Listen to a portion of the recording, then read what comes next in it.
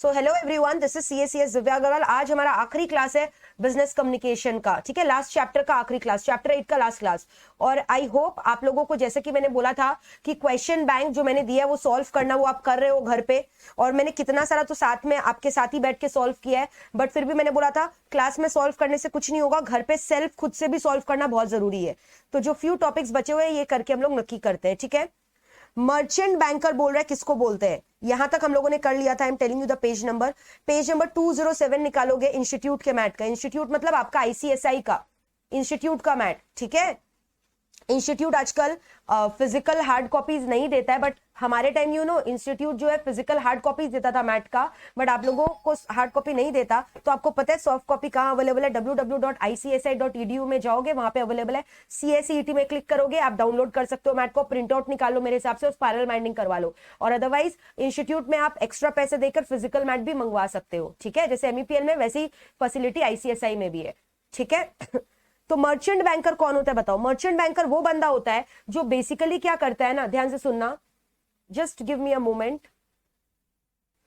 So what we were discussing कि merchant banker कौन होता है। मर्चेंट बैंकर बेसिकली एक फाइनेंशियल इंस्टीट्यूशन है जो कि पता क्या करवाता है, मदद करवाता है कंपनी के शेयर्स को बिकवाने में, ठीक है। अंडरराइटिंग एजेंट की तरह एक्ट करता है। मैंने बोला था आपको लास्ट क्लास भी, अंडरराइटर कौन होते हैं? जैसे मान लो कि एक कंपनी है, जोमेटो ने मान लो अपना आईपीओ निकाला था ना भी कुछ दिन पहले जोमेटो ने आईपीओ।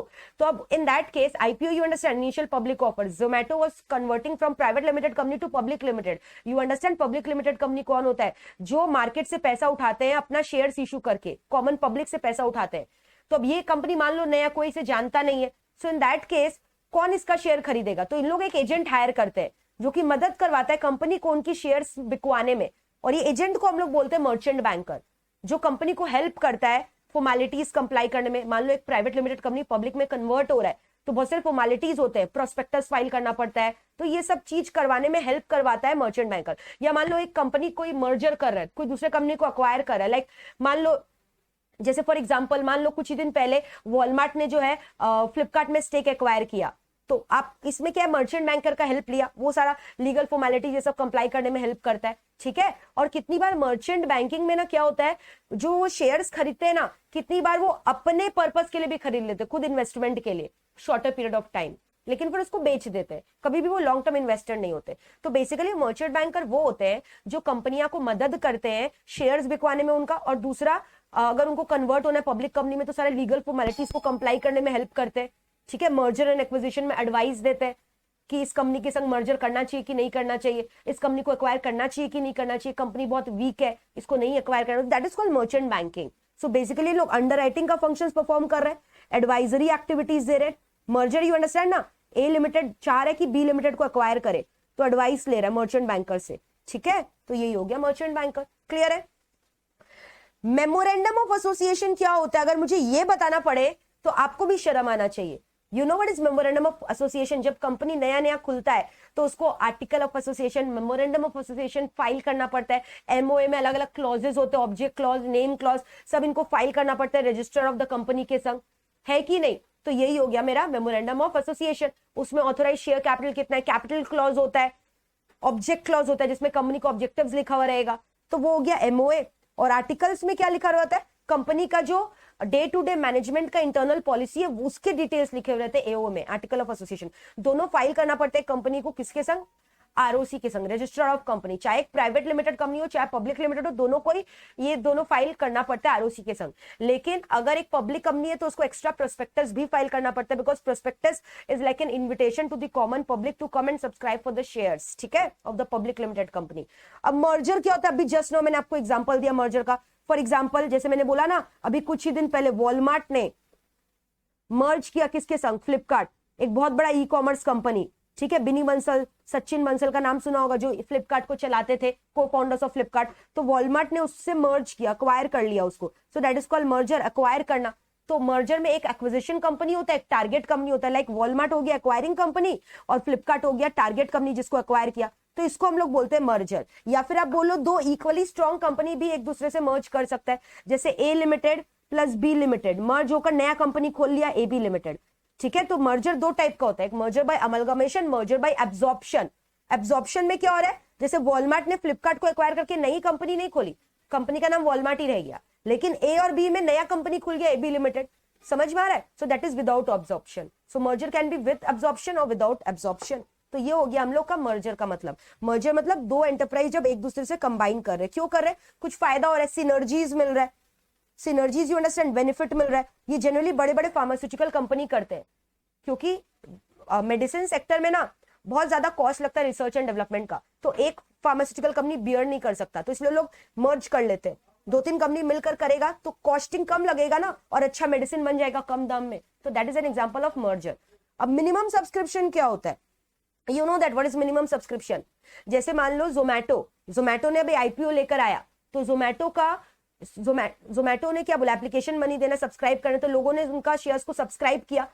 तो अब अलॉटमेंट कब करेंगे? जब मिनिमम सब्सक्रिप्शन इतना आएगा उनको अलॉटमेंट करेंगे. जैसे बहुत सारे, मैंने भी अप्लाई किया था, बट मैंने ज्यादा शेयर्स के लिए अप्लाई नहीं किया था, इसलिए मुझे अलॉटमेंट नहीं हुआ शेयर्स का. तो जिन्होंने ज्यादा नंबर ऑफ, मिनिमम इतना नंबर ऑफ शेयर सब्सक्राइब करोगे तो ही कंपनी आपको शेयर देगी. That is called minimum subscription. ठीक है, मतलब इतना शेयर्स के लिए आप लोग को एप्लीकेशन मनी देना पड़ेगा, then only allotment will be made. जैसे फॉर एग्जांपल मान लो इसके पास टोटल शेयर्स है इशू करने के लिए 1 लाख. अब इसके पास एप्लीकेशन आ गया मान लो 10 लाख शेयर होल्डर का, तो है तो शेयर 1 ही लाख, तो अब इसको इशू तो 1 ही लाख करना. अब 10 लाख शेयर अप्लाई किए तो 10 लाख को तो नहीं मिलने वाला शेयर, तो ये किसको देगा? उसको देगा जिन्होंने minimum number of shares apply किया है.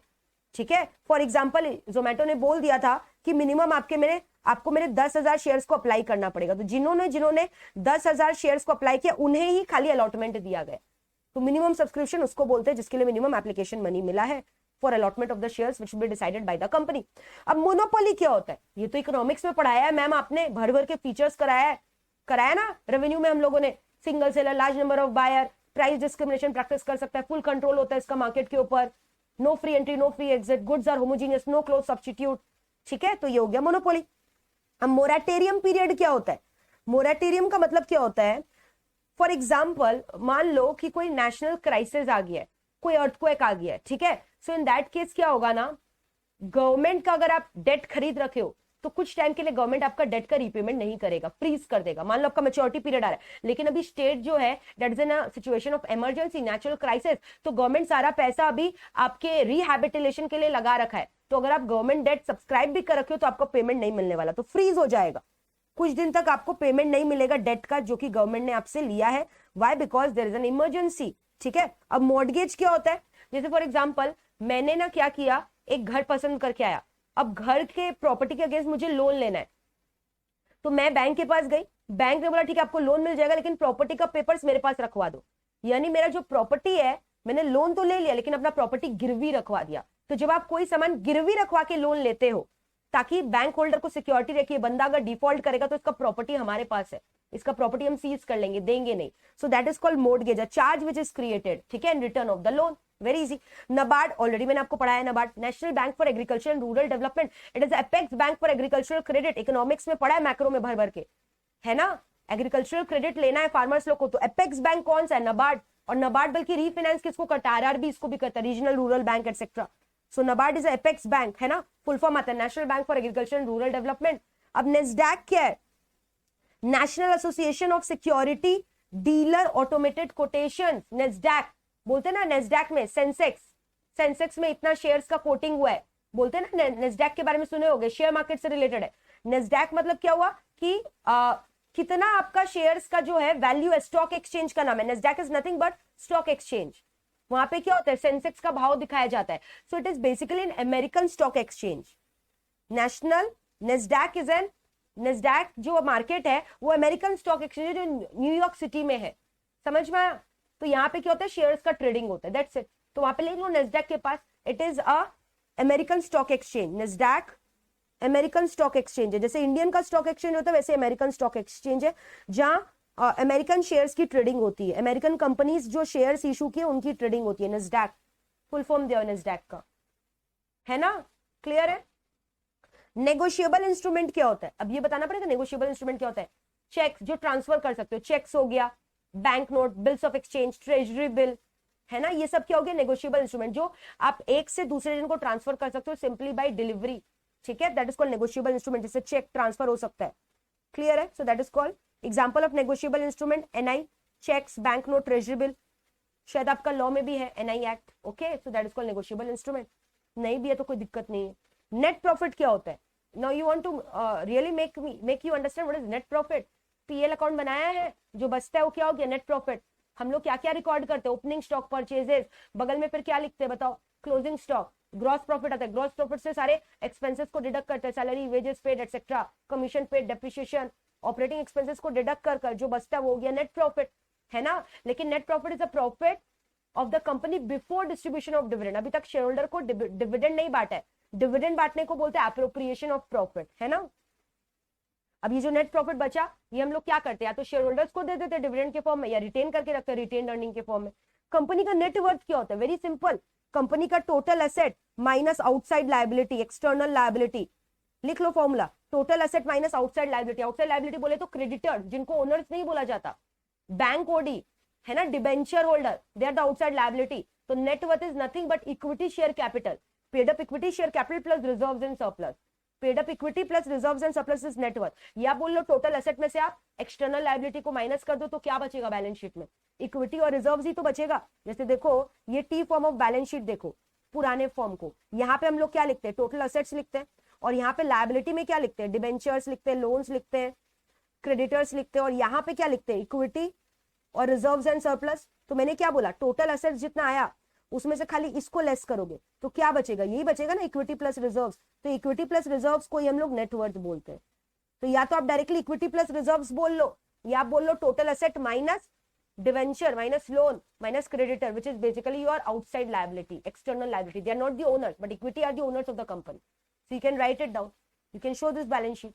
Equity plus reserves and surplus is net worth, automatically oblique, और क्या बोल सकते हो? Asset minus debenture minus loan minus creditor, which is very easy. Copy कर लो, करना है तो। Getting this stuff in your head, these are very easy.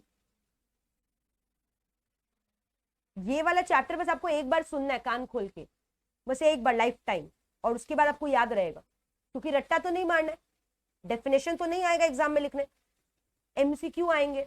तो एक बार सुनोगे तो आपके 4 ऑप्शन देखने के बाद भी इतने बेवकूफ आप टिक नहीं कर पाओगे, मैम ने बोला था, नॉट पॉसिबल। एक बार बस मेरा क्लास सुनोगे और एक बार रीडिंग करोगे, दैट्स इट, ठीक है। नो डिलीवरी पीरियड क्या होता है?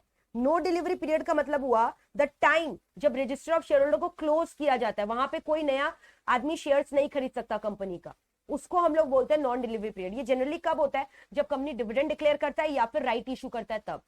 समझ में? That is called no delivery period. जब कोई भी नया शेयर्स इशू नहीं करता कंपनी, अपना आरओएम क्लोज कर देता है, रजिस्टर ऑफ मेंबर। लिख लो, when the company closes is register of member for a certain date of time. क्यों? क्योंकि कंपनी को उस दौरान डिविडेंड देना है। तो मान लो जब कंपनी ने डिविडेंड डिक्लेयर किया, तो अब ये देखिए क्या होगा ना, बहुत सारे नए शेयरहोल्डर अट्रैक्ट हो जाएंगे, बोलेंगे चलो इस कंपनी का शेयर खरीद लेते हैं। तो अब जैसे ही शेयर खरीदा, उन लोग भी एलिजिबल हो गए डिविडेंड के लिए, जबकि उन्होंने तो आज ही खरीदा, आज ही उनको डिविडेंड मिल जाना चाहिए। गलत है ये, नाइंसाफी होगा एग्जिस्टिंग शेयर होल्डर के साथ। तो इसीलिए जब तक डिविडेंड डिक्लेयर हुआ, जब तक पे नहीं हो जाए, रजिस्टर क्लोज कर दो, नए शेयर होल्डर को शेयर मत दो, ताकि आप एग्जिस्टिंग शेयर होल्डर का जो डिविडेंड है वो उनका इंसाफ कर दो, उन्हें पेमेंट कर दो, फिर बोलो नए को लेने। क्योंकि डिविडेंड डिक्लेयर होता है पास्ट ईयर के प्रॉफिट से, जिनका कोई हक नहीं है न्यू शेयर होल्डर्स का।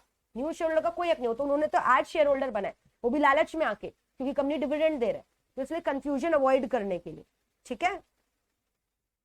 So the time for which ROM remains close, ROM बोले तो register of member remains close. Non cumulative मतलब क्या हुआ? जैसे कितने सारे डिविडेंड होते हैं ना प्रेफरेंस शेयर में, नॉन क्यूमुलेटिव, यानी कि ऐसे तो प्रेफरेंस डिविडेंड देना जरूरी है, बट अगर आपके पास नॉन क्यूमुलेटिव प्रेफरेंस शेयर है, तो बोल रहा है कि अगर लॉस हो रहा है ना कंपनी, तो कंपनी बाउंड नहीं है कि प्रेफरेंस डिविडेंड देगा, नहीं देगा। लेकिन अगर क्यूमुलेटिव लिया है, क्यूमुलेटिव प्रेफरेंस शेयर, तो even in the event of loss, उस दिन कंपनी डिविडेंड नहीं दे रहा है, फ्यूचर में फिर देना पड़ेगा जब प्रॉफिट होगा। प्रेजेंट ईयर का भी डिविडेंड, पास्ट ईयर का भी डिविडेंड। लेकिन नॉन क्यूमुलेटिव में ऐसा कोई लायबिलिटी नहीं होता। एरियर ऑफ डिविडेंड मतलब आउटस्टैंडिंग डिविडेंड देने का दरकार नहीं है, not required to be paid, क्योंकि नॉन क्यूमुलेटिव है। क्यूमुलेट मतलब जमा होना, और नॉन मतलब जमा नहीं हो रहा है। नॉन करेंट लायबिलिटी, बताओ, ये बताओ मैं, नॉन करेंट लायबिलिटी क्या होता है? नॉन करेंट लायबिलिटी क्या? लॉन्ग टर्म लोन्स हो गया, जो करंट नहीं है, रीपेबल, जिसको आपको 1 साल के अंदर नहीं पे करना है, 5-6 साल का। बड़ा बड़ा बैंक लोन लियो, टर्म लोन लियो, डेफर्ड टैक्स लायबिलिटी, ठीक है, they are called as non current. और करेंट लायबिलिटी क्या हो गया? बिल्स पेबल हो गया, और फिर उसके बाद आपका आउटस्टैंडिंग सैलरी हो गया, ये सब आपको देना है ना। बैंक ओडी हो गया, अब नॉन ऑपरेटिंग एसेट क्या होता है? नॉन ऑपरेटिंग एसेट वो हो गया ना जिससे क्या हो रहा है, आपका ऑपरेशनल एक्टिविटीज परफॉर्म नहीं हो रहा है। जैसे for example non operating assets क्या हो गया? Intangible assets, goodwill, trademark, brand, इससे आपको कोई ऑपरेशनल एक्टिविटी नहीं होती है, नॉन ऑपरेटिंग। ऑपरेटिंग एसेट हो गया करंट एसेट, डेटर, स्टॉक, वो सब ऑपरेटिंग एसेट हो गया। नोटराइज करना मतलब क्या हुआ? जैसे कि कोई एक डॉक्यूमेंट आपने उसको साइन किया, नीचे लिखा रहता है ना, I abide by the terms and conditions of the contract, I solemnly take an oath that all the information contained in this document to the best of my belief and knowledge is true, है ना? Oath लेते हैं ना हम लोग, जो आई solemnly declare ऐसे करके, तो वही हो रहा, आप एक्नॉलेजमेंट कर रहे हो कि सारे डॉक्यूमेंट की इंफॉर्मेशन करेक्ट है वाया ओथ, ओथ लेकर, कसम खाकर, तो दैट इज कॉल्ड नोटराइज। और नोटरी पब्लिक कौन होता है? जो अटेस्ट करता है। अब जैसे मान लो, जैसे नहीं होता एफिडेविट, तो उसको अटेस्ट करवाना पड़ता है कोई आदमी से, जो बोलता है हाँ ये आदमी और ये आदमी एक ही है, नाम चेंज करने का एफिडेविट करवाया, तो उसमें आपको फिर क्या करवाना पड़ता है? आपको एक नोटरी पब्लिक से ओथ लिखवाना पड़ता है ना कि हाँ ये जो बंदा लिख रहा है ये सही है, तो वही है। अब जैसे हम लोगों ने नेस्डैक किया था, जो कि एक फॉरेन का स्टॉक एक्सचेंज है। इंडिया का स्टॉक एक्सचेंज का एग्जांपल नेशनल, ये इंडिया का स्टॉक एक्सचेंज है, इंडियन स्टॉक एक्सचेंज है, Indian shares are getting traded. New York में नेस्डैक है और एक है न्यूयॉर्क स्टॉक एक्सचेंज। ओथ मतलब कसम खाना। ऑपरेटिंग एसेट अभी आपको मैंने बोला cash, inventory, bank balance, machinery, ये सब ऑपरेटिंग एसेट हो गए। ऑप्शंस मैंने आपको ऑलरेडी समझा दिया, कॉल ऑप्शन और पुट ऑप्शन बताया था ना। कॉल होता है राइट टू बाई, पुट होता है राइट टू सेल, बताया था ना, call option put option. Order क्या होता है? जब जज ने कुछ ऑर्डर दिया, जजमेंट दिया, उसको बोलते हैं order, written direction. Out of pocket expenses क्या होता है? Out of pocket, out of pocket का मतलब हुआ expenses incurred by a professional carrying out duties on the behalf of a client, out of pocket expenses. जैसे for example मैं audit पे गई, मैं कौन हूँ? ऑडिटर हूँ, ठीक है। मैं ऑडिट पे गई कंपनी के बिहाफ पे, कंपनी के बिहाफ पे मैं कंपनी को रिप्रेजेंट करती हूँ। मेरा ऑडिट में जाने का खर्चा लगा फ्लाइट का, तो मैं किससे रिइंबर्समेंट लूंगी? कंपनी से लूंगी। मेरा पर्सनल खर्चा थोड़ी लगा है, कंपनी के काम पे मैं क्लाइंट के पास गई थी, मेरा खर्चा क्यों लगेगा? तो ये मैं रिइंबर्समेंट ले लूंगी कंपनी से। होता है ना, आप कितनी बार क्लाइंट सर्वे पे जाते हो, क्लाइंट विजिट करते हो, अपने कंपनी के कस्टमर्स को सर्वे करने जा रहे हो, कोई सर्विसेज देने जा रहे हो, तो आपका जो भी खर्चा लगेगा आपका पर्सनल खर्चा थोड़ी लगेगा। आप वो किससे रिइंबर्समेंट लोगे? कंपनी से लोगे या क्लाइंट से लोगे, तो रहा out of pocket expenses. Overdraft क्या होता है? ओवरड्राफ्ट फैसिलिटी बैंक देता है ना आपको, आपके बैंक में ओवरड्राफ्ट फैसिलिटी दे देता है। जैसे 5 करोड़ का ओडी दे दिया, तो आप 5 करोड़ का बैलेंस आपके अकाउंट में ट्रांसफर कर दिया, आप यहाँ से जो है रुपया उठा सकते हो और इंटरेस्ट लगता है उसके ऊपर। और ओडी ऐसे नहीं देता, बैंक कोई प्रॉपर्टी आपका लेकर उसके रिटर्न में ओडी देता है। ओवरहेड्स का मतलब वो इनडायरेक्ट एक्सपेंसेस जो इनकर होता है, एक होता है डायरेक्ट एक्सपेंसेस और एक होता है इनडायरेक्ट एक्सपेंसेस, समझ रहे हो? उसको बोलते हैं ओवरहेड्स, जिसको हम लोग क्या करते हैं, डायरेक्टली एट्रीब्यूट नहीं कर सकते to the cost of product, but indirectly attribute करते हैं। जैसे मैंने बोला था इकोनॉमिक्स में, अगर आपको याद है, कैंटीन एक्सपेंसेस के बारे में, ठीक है। अब जैसे मैं ये बता सकती हूँ, फॉर एग्जाम्पल मेरा कार मैन्युफैक्चरिंग कंपनी है, मैं ये बता सकती हूँ कार को बनाने में टायर का खर्चा कितना लगा है, क्योंकि टायर मैं बाहर से खरीद के कार में फिक्स करी हूँ। क्या मैं ये बता सकती हूँ टायर को बनाने का वॉचमैन का सैलरी कितना लगा है, कैंटीन का खर्चा कितना लगा है, रेंट ऑफ फैक्ट्री कितना लगा है? ये सारे इनडायरेक्ट एक्सपेंसेस है, so they are called as overhead expenses, ठीक है। और ओवरहेड एक्सपेंसेस अलग अलग टाइप के होते हैं, selling and distribution, manufacturing overhead, अलग अलग ओवरहेड होते हैं, क्लियर। डायरेक्ट कॉस्ट किसको बोलते हैं? डायरेक्ट कॉस्ट को बोलते हैं प्राइम कॉस्ट। डायरेक्ट कॉस्ट किसको बोलते हैं? प्राइम कॉस्ट को। प्राइम कॉस्ट में क्या आता है? Direct material, direct labour, direct expenses का खर्चा, उसके बाद जो भी खर्चा बचा वो इनडायरेक्ट कॉस्ट हो गया, ओवरहेड। पेटेंट क्या होता है? कुछ इन्वेंट किया है, कोई फॉर्मूला बना दिया, कोरोना वैक्सीन मैंने बना दिया, तो अब मेरा वैक्सीन का कोई फॉर्मूला ना चुरा ले, मैंने उस पर क्या किया? पेटेंट ले लिया। मेरे फॉर्मूला को मैंने लीगली रिकॉग्नाइज करवा दिया और बोला इस पे पेटेंट दे दो ताकि कोई चुरा नहीं सके, सो दैट इज कॉल्ड पेटेंट। पेई कौन होता है? जिसको पैसा मिलना है। पेई कौन होता है? जिसको पैसा मिलना है। पेयर कौन होता है? जो पैसा देता है। पेयर हो गया जिसको देना है, पेई मतलब जिसको पैसा लेना है, ठीक है, to whom the amount is payable.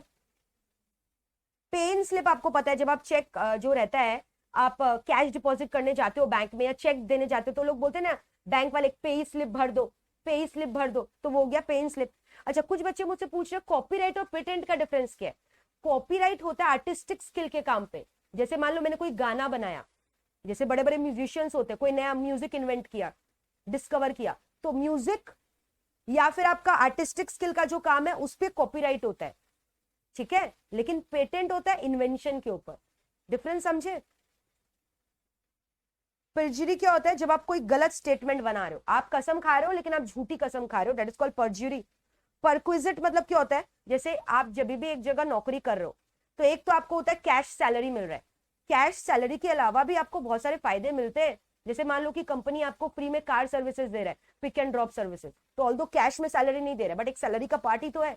सो दो salary which are not paid in cash but the benefit which you are getting are called perquisite. Perks बोलते हैं इसको प्यार से, पर्क्स, जो आपको मिलता है beside your salary paid in cash, kind में जो मिलता है। ठीक है, सीसीडी का वाउचर्स दे दिया आपको कंपनी ने, perquisite. Free car drop services दे दिया, परक्विजिट। एक बंगलो दे दिया, जाओ रहो, गेस्ट हाउस दे दिया, वहां रहो, परक्विजिट। ठीक है, पर्सनल गारंटी आप समझ गए। जैसे फॉर एग्जांपल मान लो कि आपको एक आदमी से लोन चाहिए, बैंक से लोन चाहिए, बट बैंक आपको लोन नहीं दे रहा है, तो आप क्या बोलोगे? चलो मोहित सर को ले चलते हैं, मोहित सर को तो बैंक जानता है मुझे गारंटी दे देगा, लोन दे देगा, तो आप मोहित सर को ले लो। अब बैंक क्या हुआ, मोहित सर को देखते बोला ठीक है सर आपका लोन पास है, तो गारंटर कौन बन गया? आपका मोहित सर आपके गारंटर बन गए। अगर आप डिफॉल्ट करते हो तो बैंक किसको पकड़ने वाला है? लोन रिपेमेंट के लिए सर को पकड़ने वाला है। So that is called personal guarantee. Petition क्या होता है? पेटिशन मतलब आप कोर्ट में कोई रिक्वेस्ट करो कोई चीज के लिए, कोई हियरिंग के लिए या कुछ कोई भी चीज के लिए, कोई सबूत को पेश करने के लिए या कोई माइनर के बिहाफ में किसी को प्रेजेंट करने के लिए। ठीक है, so that is called a formal written request to the court. Clear है? पेटिशनर कौन होता है? The person starting the lawsuit. ठीक है, the person starting the lawsuit, जो केस चालू करे, पेटिशनर। पेटी कैश क्या होता है? ये बिजनेस में लोग मेंटेन करते हैं पेटी कैश, एकदम छोटा अमाउंट ऑफ कैश पेटी एक्टिविटीज के लिए, चाय, कैंटीन एक्सपेंसेस, वॉचमैन के लिए। तो ये हो गया स्मॉल अमाउंट ऑफ कैश जो day to day activities cover करने के लिए होता है। ठीक है, पिग क्या होता है? जो मैंने आपको बोला था, pig, operator who get killed by the speculator. एक वुल्फ होता है, एक पिग होता है। पिग होता है जिन लोग, क्या होता है ना, मान लो स्पेक्युलेटर ने क्या किया, बोला कि सत्ता खेल रहे हो वो लोग बोल रहे कि ये शेयर का दाम बढ़ेगा, आज खरीद लो, खरीद लिया, कल बढ़ गया, बेच दिया। तो हार किसकी हुई? जिन्होंने अपना शेयर बेच दिया था ये सोच के कि ये शेयर का दाम गिरेगा, उनकी हार हो गई। और जीत किसकी हुई? स्पेक्युलेटर्स की। प्लेसिंग क्या हुआ? जब आप अरेंजमेंट करते हो अपने शेयर्स को बेचने के लिए, प्रायर अरेंजमेंट, उसको बोलते हैं प्लेसिंग। प्लांटिफ क्या होता है? जिसने इल्जाम लगाया, जो केस चालू करे, that is called plaintiff. Who sues starts a civil case, who may be a complaint. Petitioner, जो पिटिशन लेके गया, दरख्वास्त किया। प्ली मतलब क्या हुआ? जब आपके ऊपर इल्जाम लगाया गया कि आप दोषी हो, तो आप क्या किया? अपना क्रिमिनल चार्ज को बोलने लगे। ठीक है, so that is called plea. An accused person answer to a criminal charge. Plea bargain क्या होता है? जब क्या हो रहा है ना, डिफेंडेंट जो है आपका, प्रोसिक्यूटर को अवॉइड करवा रहा है, ट्रायल ही नहीं करने दे रहा है उसका कोर्ट ऑफ लॉ में, कुछ ऐसा कुछ भी मतलब पेशकश कर रहा है, बोल रहा है वो बीमार है, वो नहीं आ सकता, तो प्ली बार्गेन। प्लीडिंग मतलब क्या हुआ? प्लीडिंग मतलब क्या? कोर्ट जो है डॉक्यूमेंट फाइल करता है, ठीक है, क्रिमिनल केसेस में प्लीडिंग्स। पॉलिसी क्या होता है? कंपनी का अलग अलग पॉलिसी होता है जो इशू करता है, एडमिनिस्ट्रेशन कैसे काम करना है। ऑलराइट, पोर्टफोलियो क्या होता है? जैसे मान लो कि मेरे पास 5 लाख है, मैंने 1 लाख म्यूचुअल फंड में इन्वेस्ट किया, मैंने 1 लाख का रिलायंस का शेयर खरीदा, बाकी 3 लाख की एफडी कर दी, तो ये मेरा पोर्टफोलियो ऑफ इन्वेस्टमेंट हो गया। तो पोर्टफोलियो मतलब पूरा मिक्स, आपने कहाँ का सिक्योरिटी मार्केट में इन्वेस्ट किया। पोस्ट डेटेड चेक सुने हो? पोस्ट डेटेड चेक क्या होता है? जैसे आपने आज चेक इशू कर दिया बट उसमें डेट फ्यूचर का लिख दिया, तो वो चेक इशू होगा फ्यूचर डेट में, आज नहीं होगा, तो पोस्ट डेटेड चेक होता है। प्राइस बैंड क्या होता है? जैसे कि मैंने बोला कि ये रिलायंस का जो शेयर है ना, इसका प्राइस बैंड लगभग समझ लो 250 से 280 होने वाला है, यानी बोल रहा है कि इसका फ्लक्चुएशन इसके बीच में ही रहेगा, इसके ऊपर ना इसके नीचे, ये प्राइस बैंड फिक्स कर दिया। प्राइस रिगिंग क्या होता है? जब भी लोग मैनिपुलेट करते हैं कि सिक्योरिटी का प्राइस क्या होने वाला है, बुल होने वाला है कि बियर, बढ़ने वाला है कि गिरने वाला है, उसको बोलते हैं प्राइस रिगिंग। प्रिंसिपल क्या होता है?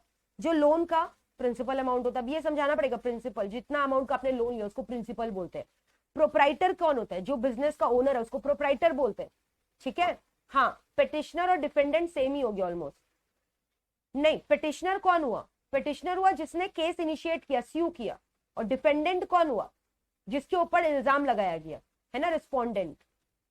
प्रोसिक्यूट करना मतलब कोई जुडिशियल प्रोसीडिंग्स को कैरी करना, एक क्रिमिनल के अगेंस्ट ट्रायल करना।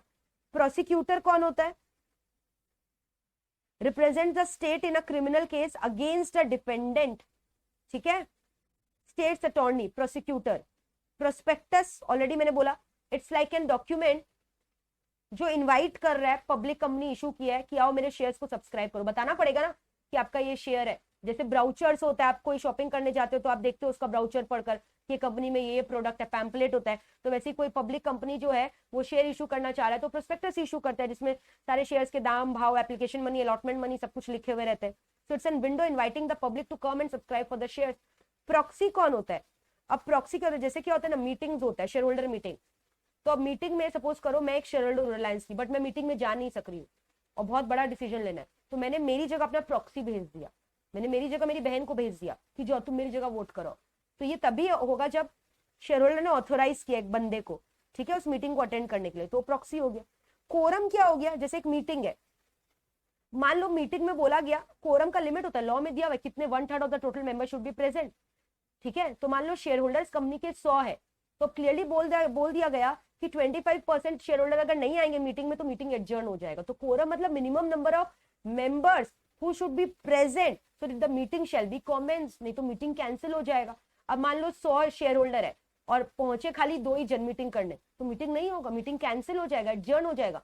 तो कोरम मतलब मिनिमम नंबर ऑफ मेंबर जो आने चाहिए ताकि मीटिंग का बिजनेस, जो बिजनेस हमने सोचा मीटिंग में करने का, वो ट्रांजैक्ट हो सके, so that the business of the meeting can be transacted, ठीक है। कोटेशन क्या होता है? जैसे मैंने कोटेशन दिया, फॉर एग्जांपल मुझसे गवर्नमेंट ने कोटेशन लिया कि उसको एक रेलवे ट्रैक बिछाना है, मैं कौन हूं? मैं प्रोस्पेक्टिव सेलर हूं रेलवे ट्रैक की, तो मैंने कोटेशन दिया कि इतना कोटेशन, इतना रुपया लगेगा रेलवे ट्रैक बेचने का, इसको कोटेशन। कोड ड्रिवन ट्रेडिंग क्या होता है? यहाँ पे क्या हो रहा है, ब्रोकर्स कोट कर अपना कमीशन रख के बाइंग और सेलिंग ऑफ सिक्योरिटी के लिए, ब्रोकर बीच में गए, code driven trading.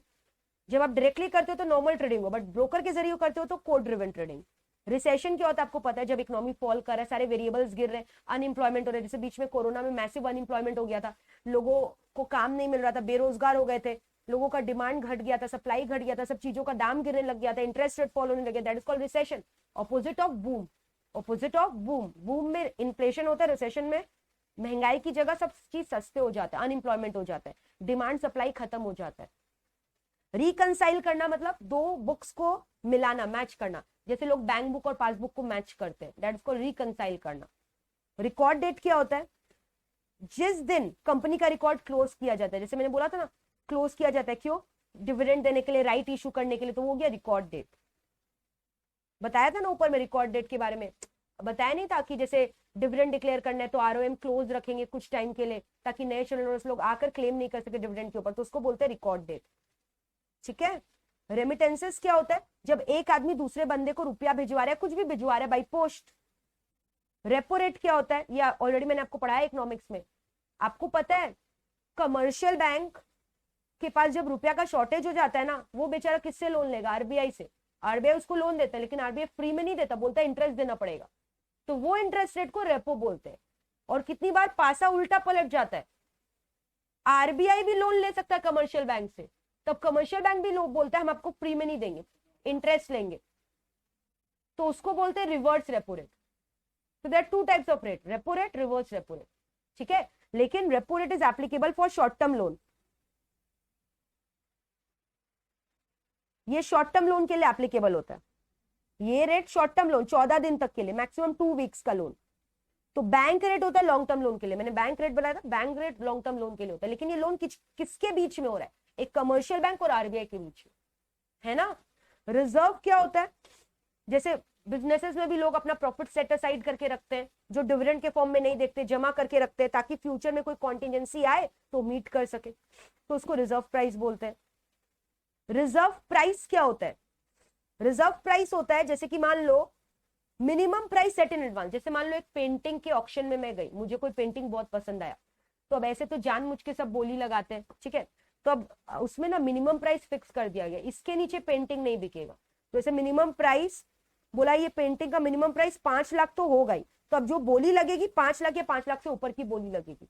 Minimum price set कर दिया गया, इतना तो पेंटिंग का दाम है ही, और जिसका हाईएस्ट बिड होगा उसको हैमर फॉल से पेंटिंग मिल जाएगा। आपको पता है ना ऑक्शन में क्या होता है, हैमर फॉल होता है, ऐसे बोली लगाया जाता है, जिसका हाईएस्ट बोली होता है फिर ऐसे बोला जाता है, जैसे मान लो किसी ने 1 करोड़ का बोली लगाया, 1 करोड़ 1, 1 करोड़ 2, 1 करोड़ 3, हैमर हैमर ठोक दिया जाता है, डील इज फाइनल। तो वही बोल रहे मिनिमम प्राइस कुछ रख के रखा जाता है। रिटेल ट्रेड क्या होता है? जब एक रिटेलर अपने फाइनल कस्टमर को गुड्स बेच रहा है उसको बोलते हैं रिटेन अर्निंग। अभी मैंने बोला कंपनी का जो प्रॉफिट एंड लॉस रिटेन करके रखता है, बिजनेस में इन्वेस्ट के लिए, कॉन्टिजेंसी के लिए, डिविडेंड के फॉर्म में नहीं देता। रेट्रोस्पेक्टिव मतलब पुराने, जैसे डेप्रिसिएशन हम लोग कितना बार नहीं चार्ज करते फ्रॉम रेट्रोस्पेक्टिव इफेक्ट, पुराने डेट से, पुराने डेट को लेकर, that's called retrospective effect. Reverse मैंने आपको ऑलरेडी समझाया, रिवर्स रेपो रेट। जब कमर्शियल बैंक लोन देता है आरबीआई को, लेता नहीं है बल्कि देता उल्टा हो रहा है, बड़ा आदमी छोटा आदमी से लोन ले रहा है, आरबीआई लोन ले रहा है कमर्शियल बैंक से, तब वो रेट एप्लीकेबल होता है रिवर्स। ये भी शॉर्ट टर्म लोन। और आपको पता है रेपो और रिवर्स रेपो रेट में हमेशा 1% का डिफरेंस होता है। Current repo reverse repo rate is almost 4% और ऐसे कुछ चल रहा है, तो दोनों में 1% का डिफरेंस होता है। रेपो रेट ज्यादा होता है reverse repo rate. Revolving credit क्या होता है? रिवॉल्विंग क्रेडिट का मतलब क्या हुआ? The facility to borrow money up to a certain specified amount and to replace one borrowing that has been paid off with another so long that the overall limit is not exceeded। मतलब जैसे आपने एक bank से loan उठाया, अब उस bank का maturity period आ गया, आपको रीपे करना है, इसको ब्रिज फाइनेंसिंग भी बोलते हैं। तो आप क्या किए, दूसरे बैंक से लोन ले लिए। अब इस बैंक का जैसे मैच्योरिटी आया ना, तो आप दूसरे बैंक से लोन लेकर उसको चुका दिए, अब आपका लोन दूसरे बैंक से हो गया। समझ में आ रहा है? एक बैंक से लोन लिया, 2 साल के बाद रीपे करना था, 2 साल खत्म, अब आपने क्या किया, 2 साल के एंड में दूसरे बैंक से लोन ले लिया, उस बैंक से जो रुपया आया इस बैंक को दे दिया जिसका भी रीपेमेंट करना था, तो रिवॉल्व करते रह रहे हो। ठीक है, that is called revolving credit. Rigged market क्या होता है? वही रिग्ड मतलब कि आप मैनिपुलेशन कर रहे हो शेयर की प्राइस को। ठीक है, that is called rigged market. Royalty मतलब जब आप किसी और का प्रॉपर्टी यूज कर रहे हो, जैसे मान लो कि आपको किसी का फॉर्मूला यूज करके अपने लिए वैक्सीन बनाना है, तो आप उसको रॉयल्टी चार्जेस दे दो। कोई का इन्वेंशन यूज करो, कॉपीराइट यूज करो, ट्रेडमार्क यूज करो, रॉयल्टी दो उसको उसके लिए। रूमेगिंग क्या होता है? रूमेगिंग ये जनरली इंटरनेशनल ट्रेड में होता है कस्टम ऑफिसर के संग। ठीक है, अब जैसे मान लो कि कोई कार्गो पहुंचा, शिप कार्गो मतलब शिप पहुंचा, लेकिन उसका पेपर्स एंड ऑल डॉक्यूमेंट सब मिसिंग है, तो अब कस्टम ऑफिसर पता है क्या करेगा? बोलेगा पूरा शिप को सर्च करो कि इसमें जो सामान है वो लीगल है कि इलीगल है, ड्यूटी पे किया है कि नहीं सामान में इंपोर्ट करने के बाद, तो उसको बोलते हैं rummaging. Search order issued by custom officer.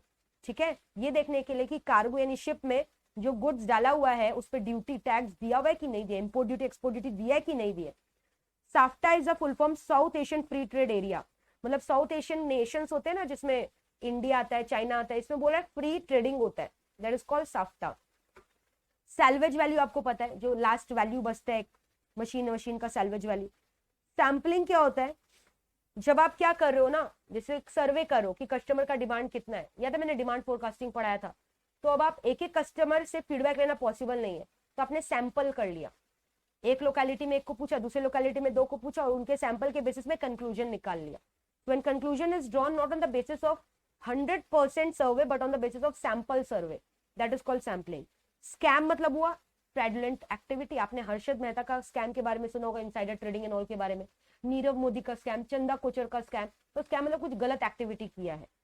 ठीक है, सेबी का फुल फॉर्म आपको पता है, securities exchange board of India. SEBI क्या करता है? पूरा कैपिटल मार्केट को रेगुलेट करके रखा है, it is a watchdog of stock exchange, है ना, जो इन्वेस्टर्स है उनका इंटरेस्ट को प्रोटेक्ट करके रखता है। सिक्योर्ड लोन क्या होता है? अभी मैंने आपको बताया था मॉर्गेज लोन, वैसे सिक्योर्ड लोन जहां पे आप किसी बंदे को लोन दे रहे हो, लेकिन लोन ऐसे फ्री में नहीं दे रहे हो, उसके रिटर्न में आपने उनकी कोई प्रॉपर्टी ले ली है, उसकी जगह गिरवी रखवा ली है, उसको सिक्योर्ड लोन बोलते हैं, which is used as a collateral security in the event the borrower defaults in the repayment of interest or principal. In that case, you're going to seize the property, you're going to sell the property to satisfy your loan amount. So that is called secured loan. Already मैंने पढ़ाया secured loan क्या होता है। Collateral security के form में ले लिया जाता है आपके प्रॉपर्टीज को, कुछ भी चीज हो सकता है। सेगमेंटल रिपोर्टिंग मतलब जब आप अलग अलग सेगमेंट्स का रिपोर्ट्स बना रहे हो अपने बिजनेस में, जैसे रिलायंस का कितना सारा सेगमेंट है, ट्रेडिंग सेक्टर है, टेलीकॉम सेगमेंट है, पेट्रोकेमिकल सेगमेंट है, और एक क्या बताओ, टेक्सटाइल सेगमेंट। तो हर एक का अलग अलग पीएल बैलेंस शीट बना रहे हो, हर एक का अलग अलग PL balance sheet, that's called segment reporting. अलग अलग सेगमेंट का आप रिपोर्टिंग बना रहे हो, या फिर सेल्स का अलग से एक तो बना रहे हो अपना बजट, परचेज डिपार्टमेंट का अलग से रिपोर्ट बना रहे हो, हर एक डिविजन का या हर एक डिपार्टमेंट का आप अलग रिपोर्ट बना रहे हो, उसको बोलते हैं सेगमेंटल रिपोर्टिंग। सेट ऑफ करना आपको पता है क्या होता है? जैसे मान लो आपका एक बंदा है, वो डेटर भी है क्रेडिटर भी है, तो आपने सेट ऑफ कर दिया। सेट ऑफ समझो ना, एक से आपको रुपया लेना, उसी बंदे को रुपया देना भी है कंपनी से, तो सेट ऑफ कर दोगे दोनों को। सेटलमेंट करना मतलब क्या, ब्रोकर के टर्म्स में बोल रहा है। जब ब्रोकर क्या करता है, सेटलमेंट करता है final at the end of the day, trading day, कितना शेयर्स बिका, कितना शेयर्स खरीदा गया, दैट कॉल्ड सेटलमेंट। शेयर क्या होता है, इक्विटी शेयर, प्रेफरेंस शेयर, अलग अलग शेयर्स होते हैं, कन्वर्टेबल शेयर्स होते हैं, बोनस शेयर होते हैं, राइट इशू शेयर होते हैं। बोनस शेयर फ्री में दिया जाता है, राइट इशू ऑफर किया जाता है एग्जिस्टिंग शेयर होल्डर्स को, ठीक है, प्रोराटा बेसिस में, free of cost. Bonus share free of cost issue किया जाता है। तो वही ये preference share fix rate of dividend मिलता है। इक्विटी में कोई डिविडेंड गारंटी मिलेगा ऐसा कोई जरूरी नहीं है। तो शेयर कौन इशू करता है, एक पब्लिक लिमिटेड कंपनी।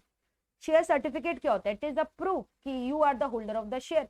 पहले फिजिकल शेयर सर्टिफिकेट होता है, आजकल सब डीमैट अकाउंट में होता है, यू नो डीमैटलाइजेशन है ना, जिसमें कंपनी का कॉमन सील एंड ऑल रहता है। शेयर होल्डर कौन रहता है, जो कंपनी का शेयर्स में इन्वेस्ट करता है, और जो कंपनी के ओनर्स है, कंपनी के एनुअल जनरल मीटिंग में उनका पावर रहता है। 4 चीज होता है, अड्डा, अड्डा के बारे में सुना होगा, एनुअल जनरल मीटिंग में कंपनी डिविडेंड डिक्लेयर करता है, ऑडिटर अपॉइंट करता है ना, फिर उसके बाद एनुअल अकाउंट्स को फाइनलाइज करता है। ये सब होता है एनुअल जनरल मीटिंग में, जिसमें सब में शेयर होल्डर्स के वोटिंग की दरकार होती है। Shareholders are the owner of the company, ठीक है। और सिब क्या है, security and investment board of UK, ऐसी घुसा दिया, कुछ भी दे रहा है। यूके का बोर्ड क्यों पड़े, जैसे सेबी इंडिया का बोर्ड है ना, वैसे यूके का बोर्ड दे दिया। कोई मतलब था इसमें, कोई मतलब था, कोई मतलब नहीं था। चलो बार यहां तक देखो, फिर मैं पढ़ा रही हूँ। बहुत ईजी है ये चैप्टर, डिक्शनरी है ये चैप्टर। एक बार मतलब सुनोगे जिंदगी भर याद रहेगा, मेरा गारंटी है। एक बार सुनो, जिंदगी भर याद रखो। इजी है कि नहीं बताओ, और रट्टा नहीं मारना, एक बार सुनो बस। और मैंने बोला आपको आज इंपॉर्टेंट लिखवा दूंगी, कौन कौन से एग्जाम्स के पहले रीड करके जाना।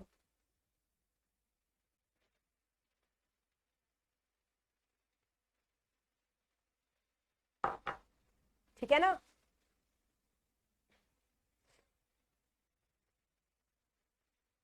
अब इसको ये लोग स्प्लिटिंग बोला है, बट एक्चुअल भाषा में इसको स्टॉक स्प्लिट बोलते हैं। पता है इसका मतलब क्या होता है? स्टॉक स्प्लिट का मतलब, ध्यान से सुनना, सपोज करो मेरा एक कंपनी है डीए लिमिटेड। डीए लिमिटेड का ना आउटस्टैंडिंग शेयर खाली 500 है, लेकिन एक एक शेयर्स का जो वैल्यू है ना, 1000 रुपया का वैल्यू मैंने रख दिया। मुझे लग रहा है ना ये नाइंसाफी है। जो छोटे मोटे शेयर होल्डर है वो कभी भी मेरे कंपनी का शेयर नहीं खरीद पाएंगे। मैंने एक एक कंपनी का शेयर का दाम 1000 रुपया रख दिया।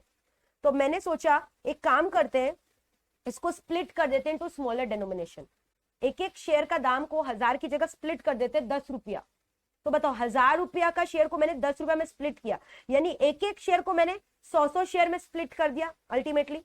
तो बेसिकली मेरा आउटस्टैंडिंग शेयर अब कितना हो गया, 500 की जगह कितना हो गया, 50,000 ऑफ ₹10 ईच। तो पेड अप शेयर कैपिटल का वैल्यू तो अभी भी उतना ही है, 500 इंटू 1000। पहले भी 5 लाख था और अभी भी कितना है, 5 लाख। लेकिन क्या हुआ इससे, नंबर ऑफ आउटस्टैंडिंग शेयर्स बढ़ गया और एक एक शेयर का वैल्यू गिर गया। पहले एक एक शेयर का दाम 100 रुपया था, अभी एक शेयर का दाम 10 रुपया, जिसकी वजह से नंबर ऑफ शेयर्स कंपनी का बढ़ गया। अभी आउटस्टैंडिंग शेयर्स इतना है और फेस वैल्यू इतना है। पहले आउटस्टैंडिंग शेयर्स 500 था और फेस वैल्यू 1000 था, तो बहुत ज्यादा हो रहा था। तो मैंने बड़े बड़े शेयर्स के डेनोमिनेशन को छोटे छोटे में स्प्लिट कर दिया। तो पेड अप शेयर कैपिटल उतना ही है, ठीक है। So I have converted denomination of higher share into denomination of smaller share. Smaller 1000 रुपए के शेयर को स्मॉलर डेनोमिनेशन में 10-10 रुपए के शेयर में कन्वर्ट कर दिया, जिसकी वजह से मेरा अभी भी टोटल रुपीस के टर्म में पेड अप शेयर कैपिटल उतना ही है, but physical number of shares बढ़ गया, आउटस्टैंडिंग शेयर्स बढ़ गया। इसको बोलते हैं स्टॉक स्प्लिट। मैं उल्टा भी कर सकती हूँ, मान लो 10 को 1000 में कन्वर्ट कर सकती हूँ, उसको कंसोलिडेशन बोलते हैं, ठीक है। जब स्मॉल को हाई डेनोमिनेशन में कन्वर्ट करोगे इसको कंसोलिडेशन बोलते हैं, ओके। स्पॉट कैश का मतलब क्या, what does the word spot का मतलब? स्पॉट का मतलब तुरंत आपने पेमेंट की और शेयर की डिलीवरी ले ली। जैसे शेयर मार्केट में फ्यूचर्स में भी ट्रेडिंग होता है, फॉरवर्ड्स में भी होता है, बट जब आप सेम डे पेमेंट करके शेयर का डिलीवरी भी ले रहे हो, उसको हम लोग बोलते हैं spot transaction. Delivery is also being taken, payment is also being done on the same day, that is called spot delivery, ठीक है। स्टैग क्या होता है? स्टैग का मतलब होता है एक ऐसा बंदा जो शेयर को क्यों खरीदता है, लॉन्ग टर्म इन्वेस्टमेंट के लिए नहीं, तुरंत उसको बेच देने के लिए, क्योंकि उसने स्पेक्यूलेट किया उसका दाम बढ़ने वाला है, इमीडिएट प्रॉफिट को रियलाइज करवाने के लिए, उसको हम लोग स्टैग बोलते हैं, ठीक है। Speculator who buys and sell the stock rapidly for fast profit. या फिर कोई नया एप्लीकेंट जो नया इश्यू ऑफ शेयर्स को सब्सक्राइब किया ताकि उसको बेच दे सेकेंडरी मार्केट में जाके, ठीक है, डायरेक्ट कंपनी से खरीदा है और फिर जब उसका दाम बढ़ेगा स्टॉक मार्केट में जाके उसको बेच देगा, उसको स्टैक बोलते हैं। सो दैट्स इट। ये तो मैंने आपको लास्ट क्लास पढ़ा दिया था। अब फटाफट ये चैप्टर में आप लिखो ई। ई मतलब एग्जाम्स के पहले कौन कौन सा टॉपिक देखोगे। सारा टॉपिक देखना पॉसिबल नहीं है, मैं आपको लिखवा रही हूँ, वो देखोगे। ठीक है, आ जाओ लिखो फटाफट। तो ये 10 बेसिक टर्म सारा देखोगे ई, ये तो इजी है, ये देख लेना 10 basic term, this is important, ये देखोगे सारा। ठीक है, सब मैंने डिटेल में पढ़ा है। इसके बाद आओ एक्ट ऑफ गॉड, नहीं देखना है, पता है एक्ट ऑफ गॉड क्या होता है? Natural disaster, earthquake, cyclone, tornado, hurricane, है ना? ठीक है, तो लिखो ईडीबी के आगे ई, जहां जहां मैं ई लिखा रही हूँ फटाफट लिखते जाओ। हाँ, मैं फटाफट कर रही हूँ, आप भी फटाफट करो, टाइम वेस्ट नहीं करना। और एक काम करूंगी, मैं इसका पूरा पीडीएफ ही आपको दे दूंगी, वो बेटर रहेगा। पूरा का पूरा इसका पीडीएफ दे दूंगी आपको।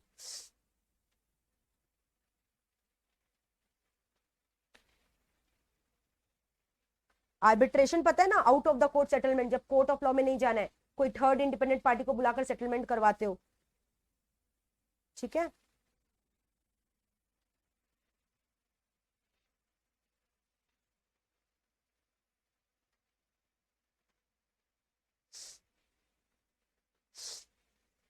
कॉल ऑप्शन पुट ऑप्शन दोनों के पास ई लिख दिया, दोनों ही इंपॉर्टेंट है, ऑप्शंस कंप्लीट उससे। चेक एक नेगोशिएबल इंस्ट्रूमेंट आपको पता है, कोलैटरल क्या होता है वो भी आपको पता है।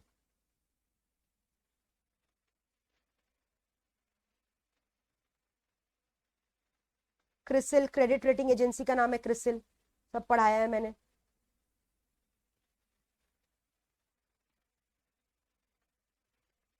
ठीक है, ये सारे आपको एग्जाम्स के पहले करने हैं। And with this your syllabus is over for business communication. Escrow amount याद होगा आपको क्या होता है? जब आप किसी का ले लेते हो प्रॉपर्टी का पेपर्स एंड ऑल, और दोगे नहीं, उसको जमा कर देते हो। X Partey, x checker, extrinsic value, intrinsic value. Factor कौन होता है? एफआईबी किसको बोलते हैं? Foreign investment promotion board. Fiscal policy, floating rate interest, forward contract, forward delivery, GDR, ADR, gap, general accepted accounting principles, habeas corpus, writ petition होता है। IMF, international monetary fund, short term loan देता है foreign currency में। Inflation, insider trading, Harshad Mehta. Company के price sensitive information के basis पे trading करना, jumbo certificate. Laundering, money laundering, converting black money into white money. Laundering करना मतलब उसको धो धुआ के कन्वर्ट कर देना। Concealing its origin, limited liability, libel, manifest, merchant banker, minimum subscription, Nasdaq, notary public, non operating asset. Non operating asset बताओ क्या था? पेटेंट, कॉपीराइट, गुडविल, ये सब था। Treasury, petition, pleading, plea bargain, price rigging क्या होता है, प्रोस्पेक्टस क्या होता है, quorum is very important, proxy is important. Quorum मतलब minimum number of members present होना चाहिए मीटिंग स्टार्ट करने के लिए। प्रॉक्सी मतलब आप नहीं गए तो आप अपने बंदे को भेजिए, आप अटेंड कर लो meeting. Repo rate, reverse repo rate, rigged market, SAFTA, SEBI, रूमेगिंग,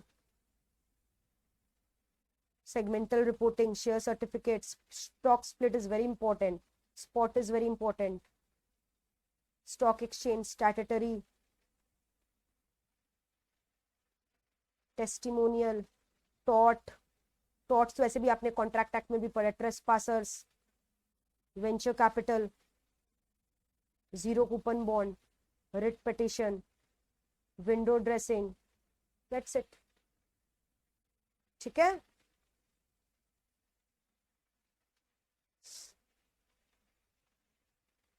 अब ये देखो यहाँ पे बोला है, ये आप कर लेना अपने आप, बहुत इजी है। Corporation first offer to sales, ये मैंने भी आपको बोला आईपीओ होता है ना? ये अपने आप करना है, ये होमवर्क है। ठीक है, inputs essential to production process क्या होगा? Factors of production, situation where ratio of output to input is high, यानी ये क्या हो गया, IRS हो गया ना, इंटरनल रिटर्न्स टू स्केल। ये क्या हो गया, फॉरेन इन्वेस्टमेंट, फिजिकल असेट्स खरीद रहा है कंपनी का, FDI, फॉरेन डायरेक्ट इन्वेस्टमेंट। ठीक है, तो ये कर लेना। सो that's it, the chapter is over. और इससे रिलेटेड मैंने आपको बोला था MCQ पहले ही कर लेने, और मैंने करवा दिया आई गेस। हाँ करवा तो दिया, ये वाला देखो, ज्यादा थे नहीं, मैंने करवा दिया है। ये सब आपके पास्ट ईयर के क्वेश्चंस है जो मैंने आपको ऑलरेडी सॉल्व करवा दिया है। करवाया ना ये चैप्टर 8 का क्वेश्चन। ये कौन सा मैट है मैम, ये मेरा मैट है। ये कौन सा मैट है, ये मेरा मैट है ना। याजी क्या मार्केट सिचुएशन, जब एक एक्सपेक्ट करे प्राइस को राइज करने के लिए so that he can later on sell at a high price. याजी मैंने आपको पढ़ाया, क्या था इसका मतलब बताओ। बाद में जो है प्राइस बढ़ने वाला और वो मार्केट में प्राइस को, शेयर्स को बेच देगा। आज ही पढ़ाया, कहाँ गया, बुलिश मार्केट।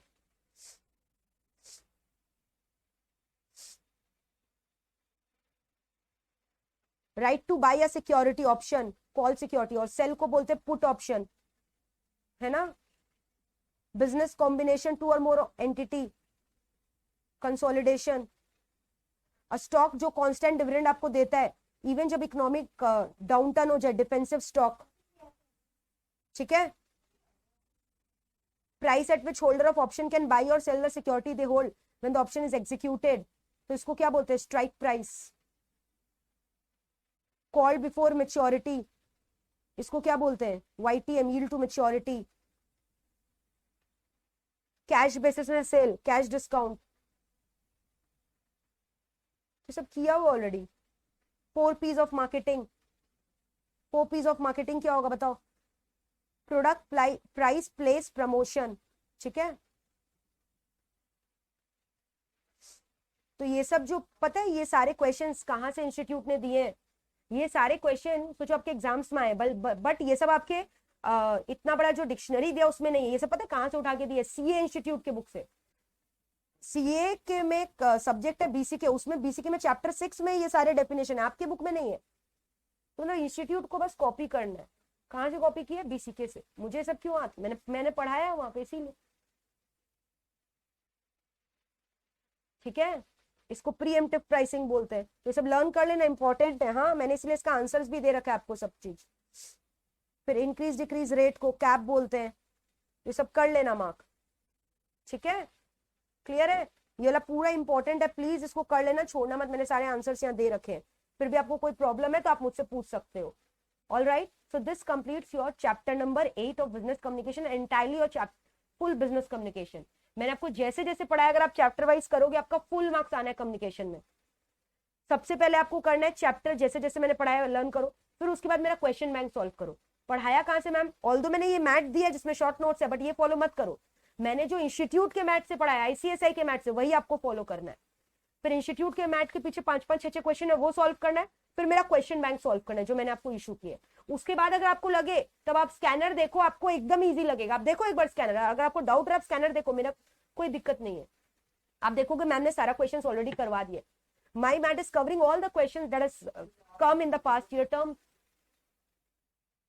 तो अगर आप ऑनेस्टली बिजनेस कम्युनिकेशन को 3 दिन भी दोगे ना, पूरा बिजनेस कम्युनिकेशन हो जाएगा आराम से, आराम से, दौड़ते दौड़ते। तो ईईटी का सिलेबस बहुत छोटा और प्यारा है, आप आराम से पढ़ो, डिस्टिंक्शन के संग आपका पासिंग मार्क्स आएगा, मेरा गारंटी। ठीक है, so that's it for today guys, bye, take care.